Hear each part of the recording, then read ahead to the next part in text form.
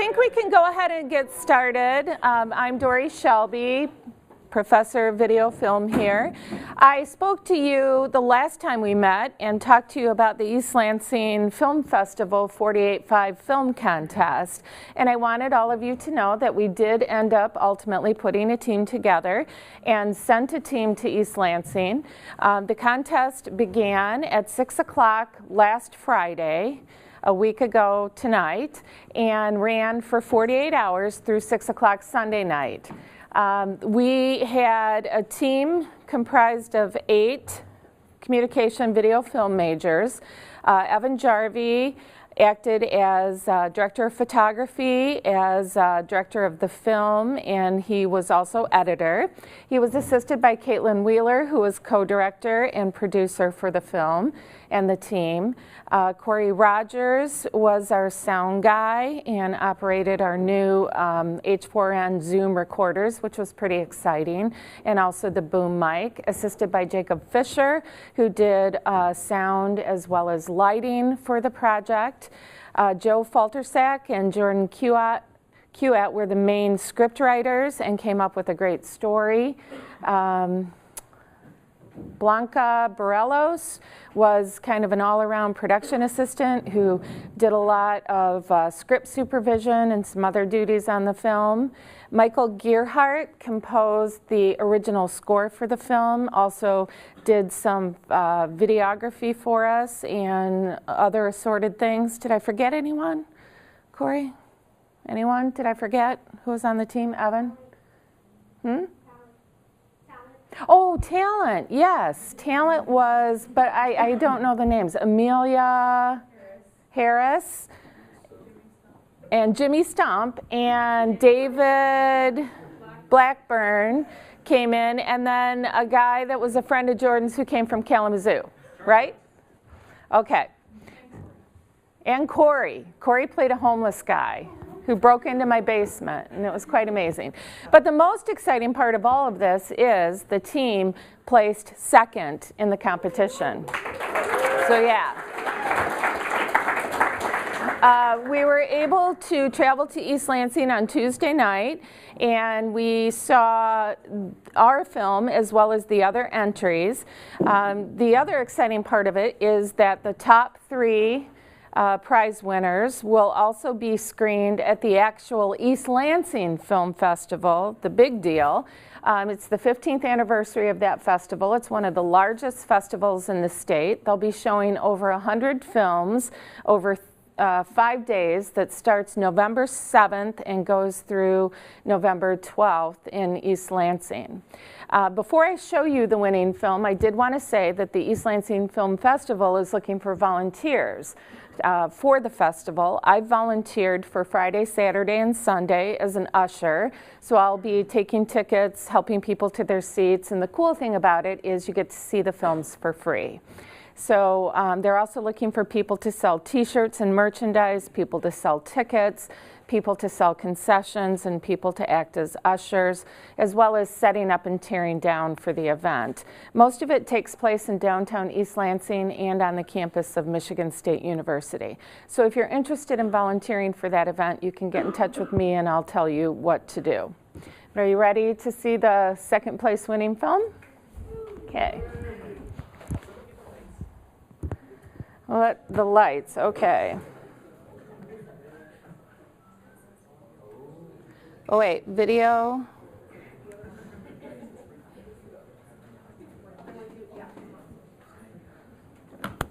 Please let this work.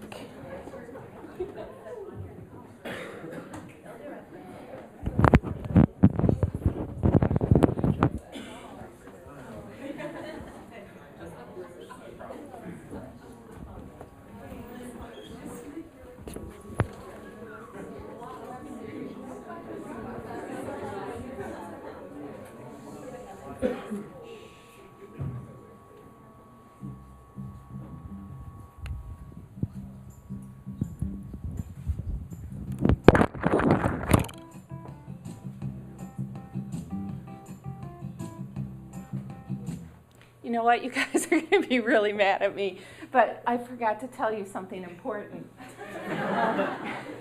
I was kind of caught start. I didn't know I was going first. All right, the important fact I forgot to tell you is the way this contest works is in addition to having to make a film in 48 hours, it has to have certain criteria. And as you arrive at 6 o'clock Friday night, they give you an envelope that contains the criteria. First thing is, our film had to be either a comedy or a drama, and we went with comedy. The second thing is, it had to have a required prop, and everybody had to have the same prop in their film. That prop was popcorn. You had to have a required character. The character was Aaron Cook, a realtor, and it could be either Aaron female or Aaron male.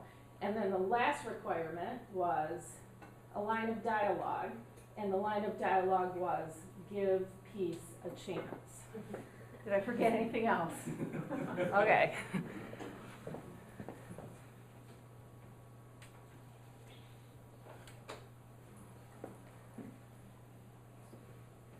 Play from the beginning.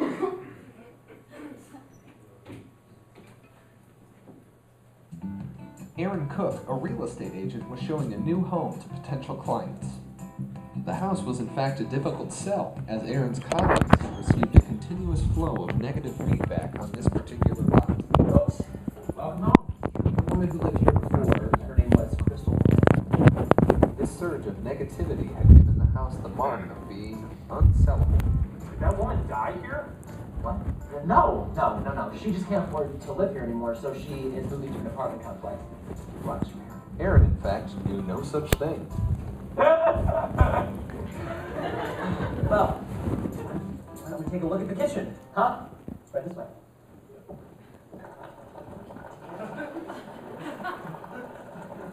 Lots of power for those parties. And this is the kitchen. What a lovely kitchen. It was a lovely kitchen. What are those objects on the counter? Crystal must have been cooking. Rock candy. It in fact was not rock candy. Crystal had actually been cooking methamphetamines, a secret hobby of hers she picked up in her crazier college years while spending most of her time with an infamous biker gang. She cooked meth almost as often as she baked her famous macadamia nut white chocolate cookies, which was quite frequent. No touching. Next room. And this here is the den. Small, but nice. It was nice.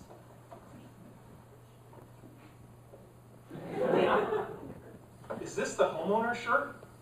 No, that is not. It is her grandson's. He visits here a lot. Crystal had no grandsons.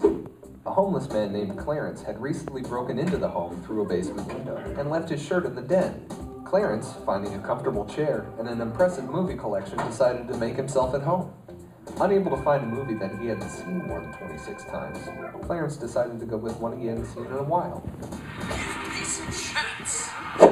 No touching. Aaron noticed a strange noise ringing through the house and attempted to overcompensate in an awkward fashion. Alrighty, to the living room! One of the big selling points of the house, actually, because it's right off of the den, so if you ever decide to entertain or anything like that, you'll have all the space that you need, which is super nice. It was super nice. What is that? Oh, chocolate chips. After all, she was baking cookies in the kitchen. They were not chocolate chips. Following close behind Clarence the Drifter, the rats decided to make themselves at home as well by eating everything in sight and evacuating their bowels on the coffee table. No touching. Sorry. Aaron noticed Clarence recovering his missing shirt and attempted to create a diversion. Son of a bathroom. We have not looked at the bathrooms, huh? Let's take a tour of the bathroom.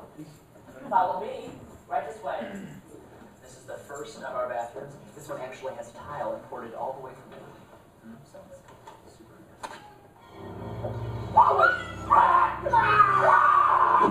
It appeared that Crystal's meth had finally taken its toll. So the homeowner really is dead. Having gnawed their way through most of the cookies on the counter, the rats moved on to Crystal's meth. The rats, now being tweaked to high heaven, made their way into the basement and attempted to chew their way into the break room. Under the cinematic stress of the newly discovered film, Clarence's emotion pushed him over the edge. What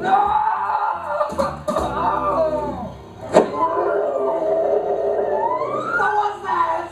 In the extreme stress of the situation, Aaron shouted the first thing that came to mind. It wasn't haunted.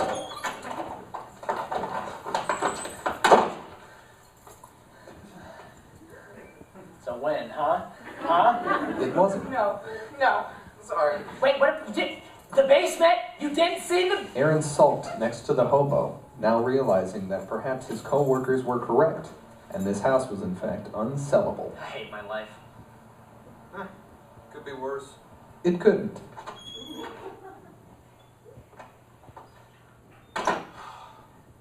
I'll take it. The house, in fact, was not unsellable. Aaron came to accept that day as a personal manifestation of Murphy's Law, and would later affectionately remember it as the sell of his career and the beginning of his friendship with Clarence. I need you two off my porch.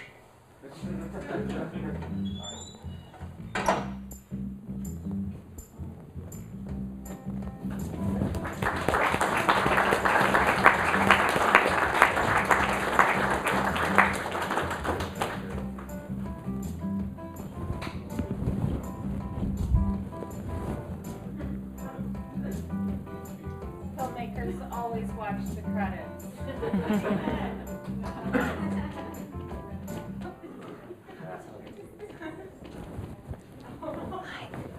It's right here.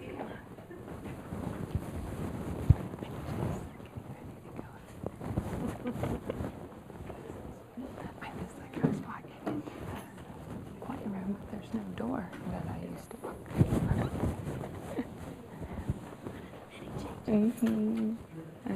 Couple announcements while I'm bringing up a site here. Do not forget, not right now, but do not forget as you're leaving today to sign one of the sheets there for attendance. But don't come up and do that right now. Just make sure if you haven't done that, that you do that before you leave today.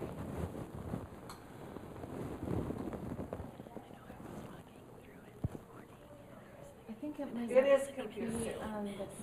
Yeah. Just so you all know, whenever you're in this room, it's computer 2, not computer 1. All right. That's me.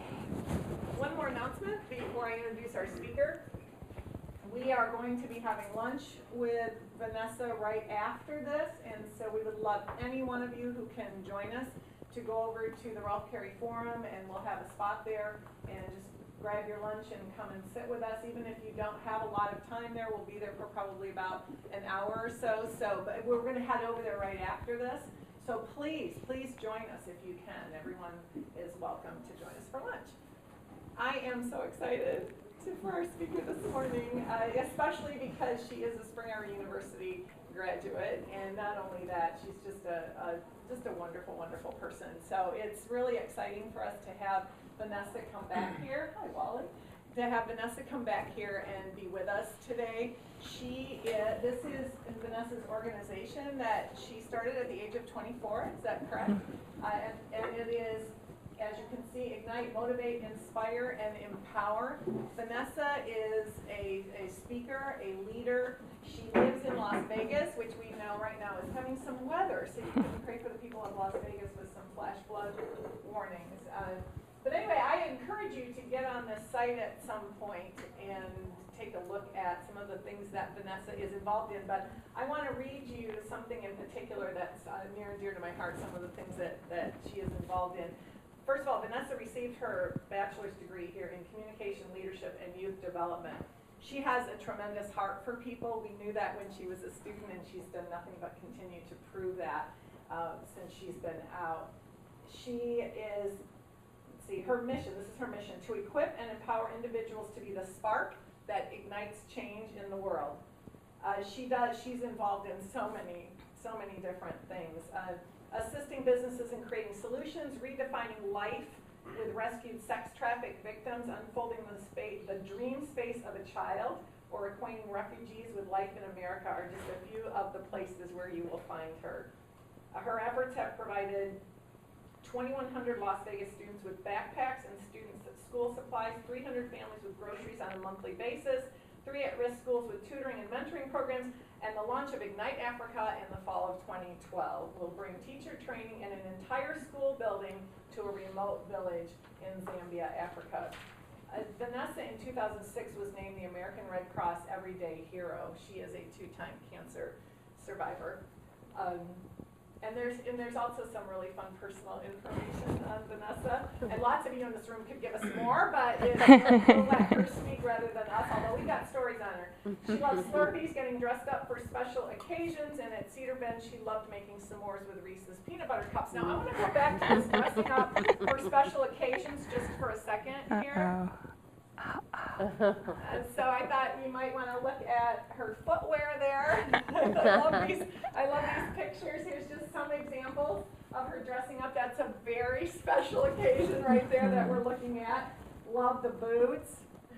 But keeping with the foot and the shoe theme here, one of her favorite quotes is, "Sometimes being a leader requires the washing of feet and other times the turning over of tables." Please give a Spring Arbor University welcome to Spring Arbor graduate Vanessa. Thank you very much. This was my wedding take 2. We got married twice. Don't judge us. We got married once in Las Vegas and once in Michigan so that everybody could be a part of this big day. So that was our wedding in Michigan. My name is Vanessa Hartsell now, after that glorious event. And I live in Las Vegas. I grew up here in Michigan, just outside of Detroit and Livonia, if any of you are familiar with that. And then I came to Spring Arbor University, stayed here for 4 years, and the senior year of my time here at Spring Arbor, I was actually interning in the student development office for Robin Smith, if you know who she is. If you don't, get to know her. She's fabulous. And I was interning for her, and I was being nosy, I'll be perfectly honest. I was being nosy, and I was doing some stuff at her desk, and there was this sticky note on her desk that said www.jfdi.com. And I'm like, what is that? Like, what the most random letters ever? So I waited till she got back, and I said, do you know what this is for? And she's like, I don't even know where that sticky note came from. And I said, can I look up what the website is? Like, dork, right? And I was like, can I look it up? And she said, sure, that's fine. So I looked it up, and it was for an organization called Rapport Leadership International, which is the company that moved me from Michigan to Las Vegas. So I found this organization on a sticky note handwritten by we don't know who, but God used that opportunity to be my vehicle to move me to Las Vegas. So in January of my senior year, I applied for a job, scared to death that I wasn't going to find one anywhere. And I thought, oh, I'll just put my resume in at this leadership company. And I was telling my mom about it, and she said, do you know that company's in Las Vegas? I'm like, who cares? You know, interview experience, right, all this stuff. I had never been to Las Vegas before in my life. And they immediately flew me from Spring Arbor to Las Vegas, and I went through one of their leadership development classes, and that weekend they offered me a job to work for their company. And I said, I just have to graduate from college first. Just let me graduate from college first. So I graduated in the middle of May of 2004, and on June 1st I started my first day at Rapport Leadership International in Las Vegas, Nevada. I remember landing. Have any of you ever been to Las Vegas? Just a quick show of hands. Okay, those of you who have not, most of the stereotypes are true, and except when you get like into the corners, right? Once you get into real life in Vegas, it looks a little different. But for the most part, the stereotypes that you hear about are true of Las Vegas. And so I'm landing. The plane is landing in Las Vegas, and I look around, and I'm like, I'm on Mars. I mean, like, there's these weird mountains everywhere, it's dust everywhere, and there's nothing for miles except for where your plane lands. There's this random city that's there. And so I flew out there, and when I got there, it was like, okay, I guess this is going to be home for a maximum of 2 years. Like, God, yes, I'll follow you for 2 years. Work with me, okay? And so those 2 years have come and gone. I've been in Las Vegas for going on 5 years now, and I love it. I wouldn't change anything at all. My husband and I decided when we got married that we wanted to do life intentional, life on purpose in Vegas. And so we live in a home that's about 2 miles from the Las Vegas Strip. So we have some very fun neighbors, little quirky, little interesting, great people to like write about in blogs and stuff like that. Check out my blog, you'll read about them. In fact, last week we had the SWAT team come into our neighborhood and got sent into our homes. And so it's a little crazy, but we truly feel that that's the place that God works the most, where you can physically see God working the most. God works everywhere, right, at all times, yet you can truly join in on God's activity and see where he's working and see how he's working. So I worked for Rapport Leadership International for about 3.5 years, and I kept running into this wall. I loved what I did. I wrote leadership development curriculum for teenagers. So we hosted 3-day retreats for 14 to 18-year-olds who would come out and spend 3 days with us. We would transform their lives and send them back home. And so that was kind of what we did, and I loved it. I loved what I got to do, the opportunity to get in front of people. I love to talk. And so I loved my job, but I kept running into this brick wall, and that was God kept really just whispering to me, and then eventually he went to like a 2x4 to hit me over the head with it, which is, are you making disciples or are you making good people? And it was this moment of like, I'm giving these people these skills, these tools, these abilities, and I'm giving them Gatorade as they're running in the wrong direction. And that really just, it became something that I had to wrestle with as an individual. And my job was great. My job security was great. I was the only one at the company that did what I did. Like, nobody else was going to swoop in and take my job. My pay was great. I was getting rewarded for good work, and I just couldn't do it anymore. So about 1.5 years ago, I left my full-time job to go and start speaking full-time and doing ministry full-time, and that was the birthing of Ignite Life, and which was truly a personal mission that just kind of exploded and allowed people in on the journey that God was taking me on. And so people ask me all the time, because I speak a lot, because I travel a lot, the first question people ask you is, so, what do you do? Right? That's the question. And wait until after you graduate. Although your job does not define you, it's the first thing people get to know about you. And so they say, what do you do? And for a long time, I would look blankly at them. Be like, I don't know. I don't know what I do. Mary read to you a little bit about our organization and what we do. And I'm like, well, sometimes I work with kids, and sometimes I work, right? It's all over the place. And so then after I tell people that I stopped saying motivational speaker, because people indefinitely have this response. They're like, okay, go ahead, motivate me. And you're just like, that's so lame, right? Like, come on. And so I stopped saying that, and I say a professional speaker. I'm a professional speaker. And they say, well, what do you speak about? Who do you speak to? And really my answer to that is anyone who has ears and doesn't have a place to go. Those are like my 2 criteria, because I love getting the opportunity to speak to people because of what happens after the speaking is over. I love that one-on-one communication and that connection with people, to hear how the words that God spoke to me landed on people's hearts, to hear how God used me as a mouthpiece to communicate what his people needed to hear. And it's so cool afterwards to hear the stories of people who are just sitting in your presence, who are just sitting and listening to your ramblings and things that are happening in your world, and how God uses those to transform the hearts of people. And so people ask me, how I come up with the material that I speak on and things like that. And a lot of that, what I found is what works best for me is talking to the human need that I know exists. And what I mean by that is that the same material that I use to speak to kindergartners or first graders when I go in and do a school assembly is the same material that I use when I go to speak at churchgoers who are sitting in the pews. It's the same material I speak when I go and work with sex trafficking victims in Las Vegas. It's the same. I just kind of communicate it in a little bit of a different way. I'll give you an example. Mary had read in my introduction that one of the things I talk about is your dream space. And this is what I've come to find, that it's a human truth, that every person has a dream space. Every person has the hopes and the desires to do something, to be something. They're looking for purpose. They're looking for a place to go and something that gives them passion. Whether they're in kindergarten, they're a little more attached to that dream space, or whether they're an 80-year-old, they're more reflective of that dream space. So it's a human truth no matter where you go. It's applicable to all people who are listening to you. So as I talk about the dream space, I start to identify the dreams and the hopes that I had when I was a little girl, of being the superhero, the astronaut, right? All these superheroes and all these different dreams. And then I begin to ask people, what was your dream? What was in your dream space? So all of a sudden, the things that I'm talking about are becoming practical.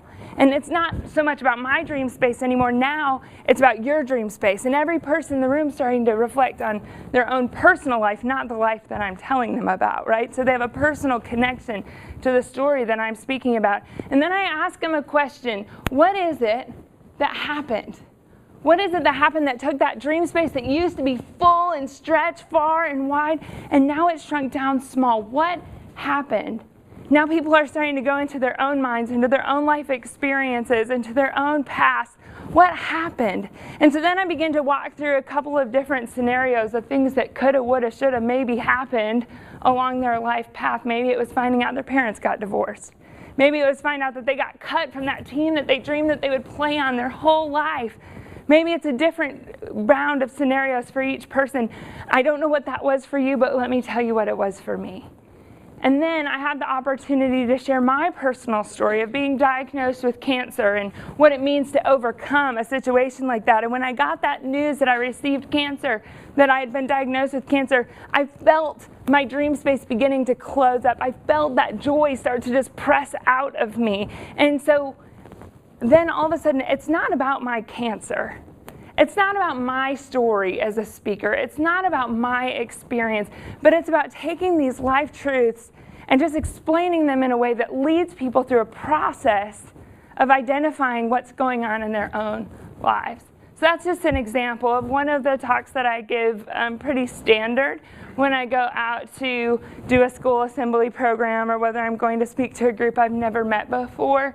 That's one that I know that all people can relate to, that all people can find truth in. And so I found that the authenticity, the vulnerability that I have as a speaker means everything to my audience. Because when I speak, I expect God to move in their hearts and in their souls. And if I expect God to move inside the heart and the soul of a human being, I have to be willing to get vulnerable. I have to be willing to get authentic and to lead people in a very intimate place. Because although I might be speaking to a group of, when I was here at Spring Arbor, a group of 1,600 people, I still have to make an intimate connection with each person that's in the audience. I still have to make sure that what I'm saying hits somewhere in their heart. And so I get to be vulnerable and authentic. And so for any of you that are having in that dream space of yours, that dream of doing public speaking professionally, and those of you who don't have that dream, don't worry, you'll get the opportunity to do some public speaking if you're in this room, and for those outside of this room, they will too. Yet realizing that your life is no longer your life. People want to know who they're listening to, because what I found is the things that I say, people actually take them as truth. That's a scary thing. The things that come out of my mouth that I'm just going on about, people actually take those as truths, which puts some responsibility on me as a speaker to make sure that the things that I'm saying are credible, to make sure the things that I'm saying are truth. And so people they want to trust the person that's speaking. So for some people, I get to earn their trust the minute I go up there. For other people, this is what I found out. There was a group in Florida who had asked me to come and speak at their women's conference, and I said, sure, just out of curiosity, how did you hear about me? I mean, I'm this little girl in Las Vegas, how did you hear about me in Las Vegas, in Florida? And they said, well, we heard through a friend of a friend of a friend of a friend, this girl, Vanessa, and that she's a great speaker and all this stuff. She said, but We knew all the stuff that they were saying about you was true because we had 5 women commit to following you on Facebook for a year. No joke.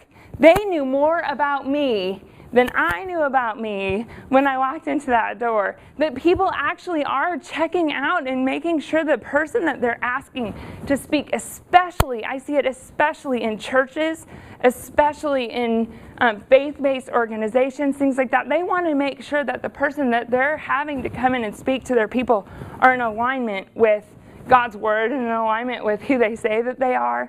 And so with that comes a vulnerability in that your life is not your own anymore. That you, in somewhat, you might call yourself a public figure.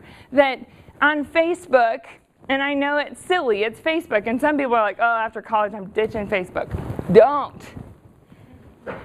Maybe for a little while you're doing the job search thing, because people will check you out then too. But don't. Because that is the number one way for people to see inside of your life, to see if who you say you are, it matches up with who you really are. But that might also mean that you get to clean up your Facebook a little bit, right? Because people are checking those things out. I found out the number one thing that has made me grow the most and have successful outcomes is my connection with people. That it comes down to relationships. And you're really in the people business. That even years after graduating from Spring Arbor, I got a phone call from a student who graduated 2 years before me, and she's now an RD on a school campus in Chicago. And in January, my book comes out, and so she wants to bring me to her school campus to do a book club kind of thing with my book and have some people interact with me and me have a talk. It all came about because I established a relationship with someone and I maintained it. Me being here today happened because I established a relationship with my professors, and now they've asked me to come back and do something. That these relationships, the most valuable resource that you can ever have are relationships. Positive, healthy relationships. And if you're not quite, I'm not a people person, you need to learn how to be one. Because without that, without people in your life, not only to be resources, to be connections and to get you in places and all that, but I have to be in a constant state of growth. The day that I become stagnant in my growing and in my learning ability, the day that my ministry is truly over, because I can't lead people to a place I've never been. I can't know that what it's like to be frustrated, right? I have to know what it's like to be frustrated to talk to people about frustration. I have to know what it's like to be lost and out of my mind in order to talk to people who feel like they're just absolutely lost. I have to know what it means to be in a place where my soul is dehydrated, to talk to people about how we can rehydrate their walk with God. So when I stop learning and growing, my ministry is just kind of over. And so with that comes relationships, that you need people in your life that are ahead of you, people who are walking beside you, and people who are behind you that you're leading. And with those 3 people put in place, you're always in that constant state of growth. You're sharpening other people. People are sharpening you. And then you got your friends that you can just kick it with and you don't have to sharpen nothing, right? Those are my favorite people. Those are the people you just kick it with and you're like, I don't have to teach you. You don't have to teach me. Can we just have a cup of coffee and do life together, right? It's good to have those people too. And so as you're preparing to move forward, and as you're preparing for maybe another year of school, maybe going out into the working world, I guess my greatest piece of advice to you would be to keep your mind open to the possibilities that are available to you. When I graduated from Spring Arbor, I knew what I wanted to do. I knew that I wanted to speak, and I knew that I wanted to work with people, but what that looked like was pretty narrow. I wanted to do leadership development, and that's what I wanted to do. And then after I was in that world a little bit, I realized there were so many other opportunities available to me. And so to keep my arms open, my eyes open, and to grasp just the opportunities that came into my life, the skills that you'll get to experience here, even those classes that you think, what are they teaching me this for, right, are things that I use on a daily basis. I was never going to be a TV person. But guess what? When I got that call to be a guest host on that TV show, I took it, and I really am thinking those classes in TV would have come in really handy right about now, right? And so all of a sudden that was an opportunity. I wasn't planning on it, but it came around and I took it because I needed it, right? And then I was actually, and if you knew my life, you would know how not weird this is, but I was at Walmart and I'm checking out at Walmart, and I just have this habit of being like, how are you, right? Really friendly with the cashier at Walmart. And really crazy things have happened because of over-friendliness. But I'm talking to the woman and I say, you know, how are you doing? And she says, beep, I'm good, beep, right? And she's just doing her little grocery thing. And I said, how's your day going, right? And I'm just starting to have a conversation with her, and she said, you're a really peculiar girl. Have a good day, right? All right, this is going well. And she just keeps doing my groceries, and she's like, no, like, it's really interesting. Like, I really like you. And I was like, okay, like, this is getting kind of weird now. I wasn't expecting like this to just get weird. And she said, like, I am a producer. And I'm thinking, this girl's lost it. She's checking groceries at Walmart. She's not producing nothing. Like, this girl's just a nutcase. And I was like, oh, really? Okay. And she's like, yeah, I produce television and radio shows.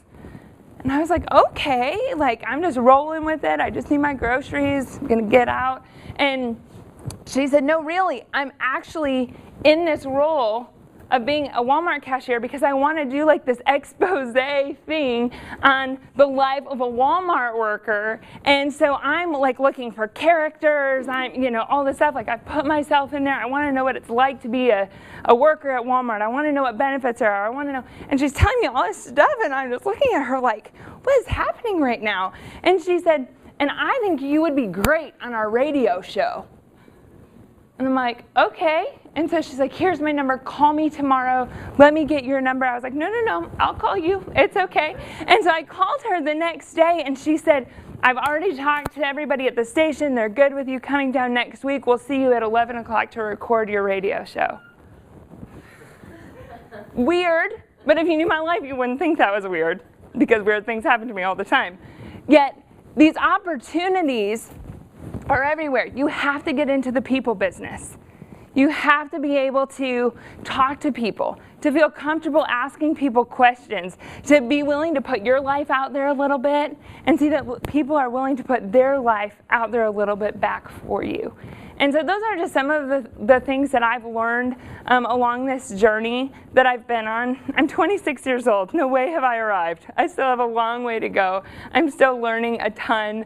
I still call my dad and I'm like, the tire pressure's low in my car. What do I do, right? Like, I'm still just this little girl who's figuring out how to survive in a really big city, in a really broken city, but at the same time, how to just let my life be used for something greater than Vanessa, the motivational speaker.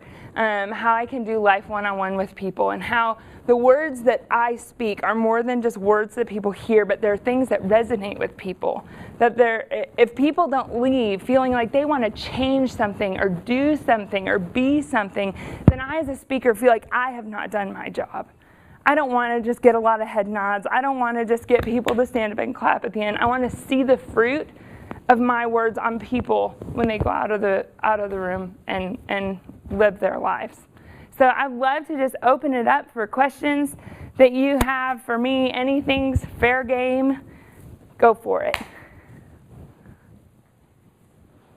Lots of questions. It's called Soul Singing, and it's soul singing and then the little like subtitle, right, where they really get you. I don't come up with this stuff.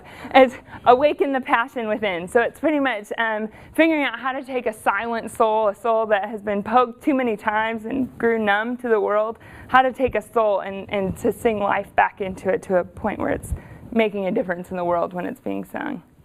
Yeah. Thank you. Any other questions?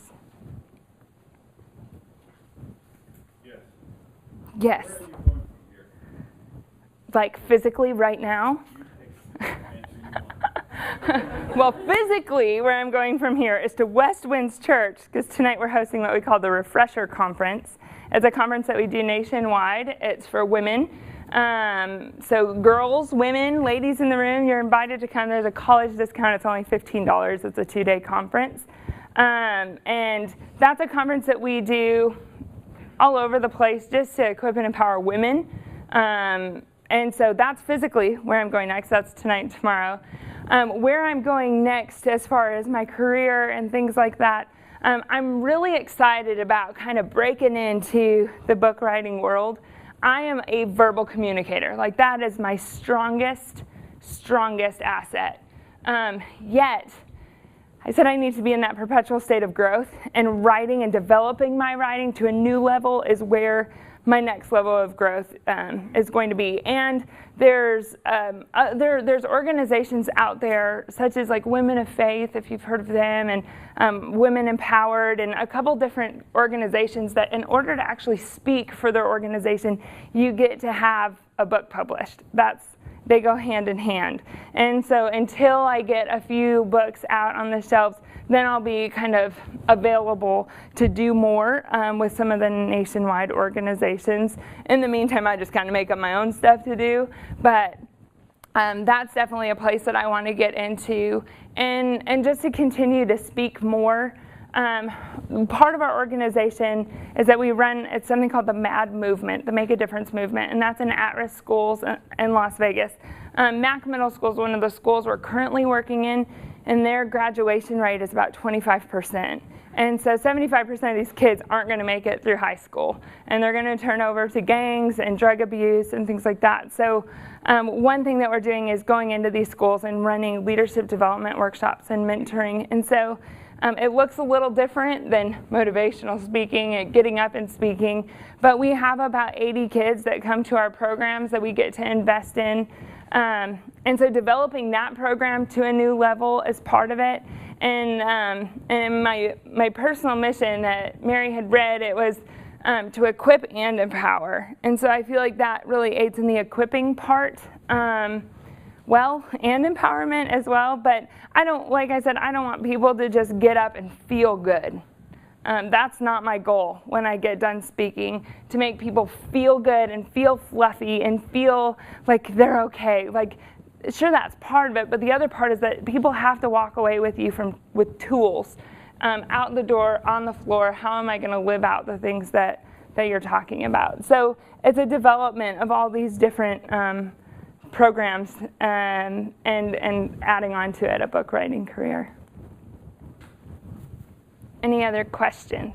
Yes? What are some ways that you hydrate your own soul? Ooh, good question. Well, I really like, I'm going to give you kind of the longer answer, but I really like, there's a story in the book of John where it talks about, it's right at the beginning of the Feast of Tabernacles, and everybody's out kind of in the marketplace, and they all have these pitchers of water that they're pouring out in honor of the rock to water miracle performed by Moses. And so there's this picture for me that's creative. All these people out, and they're just pouring out their cups of water, their pitchers of water to honor God and for the things that he did in Moses' life. And Jesus is, of course, hiding in the back of the crowd. And he stands up and he says, you don't have to do this anymore. And he says, come to me and I will give you rivers of water flowing from you. Come to me and out of you will pour the things that you're currently pouring out of Moses, right? So the things that I did in Moses' life are the things that I desire to do in your life. And so I think one of the things that I found out is that I'm very good at honoring what God's done in other people's lives. I'm really good about talking about him. I'm really good about talking about God. But God says, I don't want you to just be excited about what I did in so-and-so's life. I want to do those same things in your life. But in order to do that, you have to go back to the source. I have to go back to the source. And so for me, that looks like taking personal retreats. I do it probably more than necessary, but I love them. To where I have a friend who has a cabin in the mountains, and so I'll go out there and just spend a day or two reflecting and writing and praying and just kind of getting away. And I don't think it matters so much as what you're doing as much as how far away you are from your normal life. That's what I found. It's a place where you don't get cell service, you can't get on Facebook, you can't send that last email. Like, it's just to get alone, to be. That's one way. Another way is just carving out intentional time on a daily basis. And I don't think that that's something I've always been good at. I know that's something I have not always been good at. I spend time with God when I have time here, when I have time there, when I have time here, but I realize that my life is very active. People use the word busy. I don't like that because busy reminds me of a chicken with his head cut off going crazy and nuts and doesn't know why. But I believe that I'm very active. It's all intentional. It's all on purpose. I'm moving at a fast pace, but every corner of my life gets full so fast that if I don't treat my time with God like it's an appointment on my calendar, I'll miss it and I'll cancel on him. And so I've learned to schedule that into my day as a priority. And so those are a few of the ways, but realizing that just because you're talking about God doesn't mean that you're getting that soul-quenching time with God and that you're being filled up, that I actually have to go directly to the source and be intentional about going back to the source. Anyone else? We have 10 minutes. Yes? Vanessa, tell us how you face fear in your life. Gosh, these are some like, deep questions. How do I face fear? Well, head on is kind of like I just kind of walk into it all the time. No, when I called my mom the other day, because I was talking to my mom on the phone, and I looked out the window and I said, oh, Mom, I gotta go, the SWAT team's here. Don't ever tell your mother that. And she, don't ever tell your mother that. And I was like, I gotta go right now. And she's like, is everything okay? I was like, I'll call you right back, I love you, bye. You know, and the phone and I am like glued. Like there was an action movie taking place outside of my window. And I'm like, Evan, get the popcorn, right? Like I'm just sitting there like totally eating it up, figuring out what's going on. Moving into this neighborhood was, a fear could be involved. Moving to Las Vegas and going from Spring Arbor, right? You know what the Spring Arbor mindset kind of is, that it's a smaller place. You know everyone for the most part that you come in contact with. Going straight from Spring Arbor to Las Vegas to where you know no one, you have no family, could be a scary moment. Walking into a room full of like women rescued from sex trafficking when you're a walking Care Bear could be a scary moment. So there's all these, I did a talk for kids who, I thought I was going to talk to some like inner city kids, which would have been a lot better than who I was going to talk to. I got there and there was a bunch of angry juvenile delinquent center kids who were ready to like beat me like a human piñata. Like I walked in and fear played a part, and it could have played a big part, a paralyzing part. And I think that if we're not careful, fear can just paralyze us. And when we think about where we're going next, what we're doing next, our next, job, or where we're going to live, like it's a paralyzing fear. And if we don't get careful, that fear overtakes us, and all of a sudden it's like, I'm not going to do anything, right? If you're giving a speech in Dr. Wood's class, I remember those, right? Paralyzing fear, right? That all of a sudden the fear can become too much for you. And I think what's happened in me that has made me just kind of like go, well, here we go, and march forward, is I call it reframing, where you look at an opportunity, you identify what it looks like, and then mentally you frame it in something else. So I could look at moving to Las Vegas and say like, wow, that is scary. When I told the people at my church, the pastor said, and Vanessa's moving to Las Vegas, and you heard, like across the whole entire church, and people are coming up to me like, I am praying for you. And I said, I am praying for you too, Like, it's just another place in the world. But I could have looked at that and been like, this is paralyzing fear. What am I going to do? Who am I going to know? How am I going to survive? But then I reframed that into the possibility of what could be there. And I think if you do that long enough, you really start to just think that way, that there's so much possibility. So when I walked into this room with these scary children, I honestly walked in and was like, wow, we're going to see so much growth today. I mean, we can only go up from here, right? But there's so much possibility in this room. There's so much potential in this room. Moving to Las Vegas, I thought, oh my gosh, like, do you know how many friends I'm going to have on Facebook if you combine Michigan and Las Vegas together? Right? But you look at these possibilities of what could happen. Like, I'm going to get to meet so many new people. I'm going to be able to have a circle of influence, not just in one corner of the United States, but across the United States. Like, all of a sudden, my influence span just doubled, tripled across the country. And so I think as we start to reframe these opportunities into opportunities and not into these obstacles that we have to encounter along the way, the fear starts to subside a little bit. My parents, God bless them, pray for my parents. They have me as their daughter. They took me to the airport, and my mom's starting to get like misty-eyed, right? Because her baby's moving to Vegas, and she's getting misty-eyed, and I turn around and I'm like, bye, Mom! Like, I was so excited, like ready to take off, ready to go. And she's like, what happened to our daughter? Like, she should be scared right now. She should be, all these different things. But I think that the more we look at the opportunity that we have in front of us, you graduating from college is not a scary thing. You graduating from college means that you have just opened the door of your opportunity wide open. And I think that we look at getting a job as scary, but all of a sudden God's like, I'm moving you to an entirely new playground to play on. And I tell people all the time that, when God moved me from Spring Arbor to Las Vegas, it's kind of like when I was at Spring Arbor, I was sitting on the bench and like watching and like taking in the plays and learning the theories behind, what was going to work and what wasn't going to work. And I spent my time just gathering all this information up. And when God moved me to Las Vegas, he said, you're in. Take all this stuff that you use it. This is it. This is what you've been preparing for years for.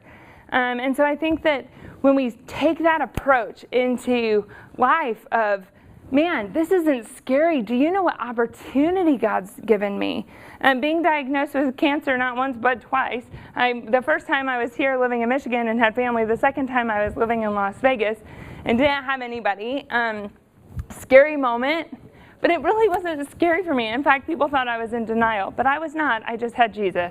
And I was sitting there and people would say things like, Vanessa, like, are you scared? Do you need anything? And I'm like, no, are you kidding me? Like, I've already watched God use this for his glory once. You just wait till the second round. Like, I know the power of my God. I know the things he's doing in me. I know the things he's doing through me. And all of a sudden, an opportunity was born, even out of what some people would call an obstacle. But those things have happened for you to use them as opportunities. And so any obstacles that you encounter along your way, if you would simply call them opportunities, your response to them would be much greater. If you continually refer to your weaknesses as weaknesses, they'll always be weaknesses. If you refer to them as areas that I get to grow into, you'll start to grow into them, right? A lot of it is just the way that we frame our lives. I'm a failure. And so all of a sudden we live life like we're a failure, or I don't have enough money for that. So all of a sudden we live our lives like we're poor. And if we would simply start looking and framing our life differently as opportunities instead of obstacles, and the exciting adventure that God's called us on instead of all the stuff we have to do, all of a sudden we would just interact differently with life. And I think fear and things like that would be overcome so much easier if we would frame things differently. Cool. Thank you. Any one last question? Please join us about 11:15 in the dining commons to continue this conversation with Vanessa, and please give her a warm thank you. Thank you.